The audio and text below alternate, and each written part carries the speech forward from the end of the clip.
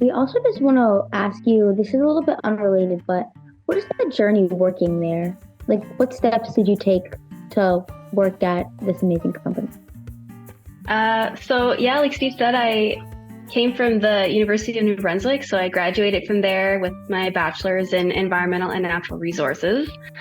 And I started working for the university under two different professors, one of which was heavily interested in drones.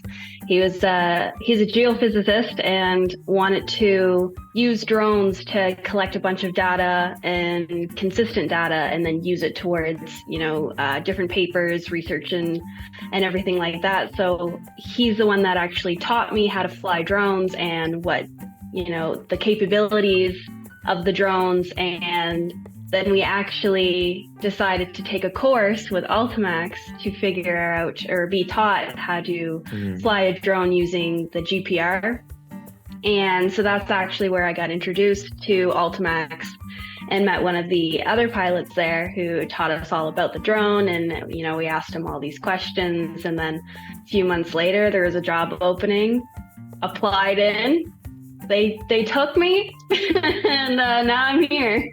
A lot of our pilots, and I can tell you just because we started this company from the ground up. A lot of our pilots are younger people coming out of college, university, who are coming out looking for something fun. A lot of people are gamers these days. And those skills are naturally transferable to what we do. Here in Newfoundland and Labrador, where we're based, we actually hire a lot of people from underwater ROV programs who train on underwater ROVs in the ocean because the skills are 100% transferable. Drones are just in the air instead of underwater. A lot of our people too, kind of what we do is the way we're growing is we hire a lot of people who want to travel, want to see the world.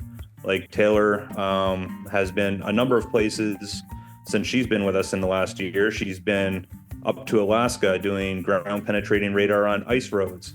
She's been to offshore doing work 400 miles in the North Atlantic up towards Greenland. She's done drone inspection out on boats. Same thing, like hundreds of kilometers out in the ocean.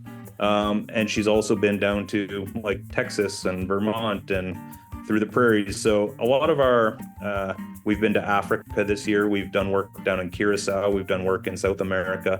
So a lot of our drone pilots are people who like to do something different, like to do something fun. And a lot of those skills are just totally transferable. And this question's kind of directed a little more towards Taylor, but for like high school students like us, like what kind of like courses like would you recommend? Like what kind of stuff did you take? And just like, what was your experience like in high school?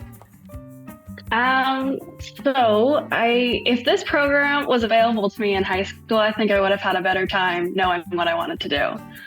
So when I was in high school, I didn't know where I was going to end up. So I ended up taking a lot of science courses and math courses and trying to get all of my general, to get into a science degree or something like that, just to kind of see where it would take me. But in terms of piloting drones, it's good to have general knowledge. Like it's good to be aware of how things work. So, my background is a lot of environmental or biology, ecology, and stuff like that. And I find that plays into this job a lot because you're taught how to think, how things happen, why things happen, and you can pull all of that stuff into it and then go on to a job site and be like, okay, so we're taking this data and it's for this reason and we can interpret it this way and give everything to the client. And it's kind of a cool experience to see it from start to end.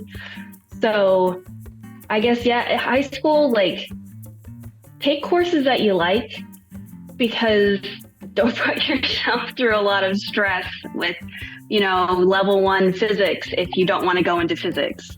Like take your, biology courses or an arts course or something. Every bit of education is good education, I think.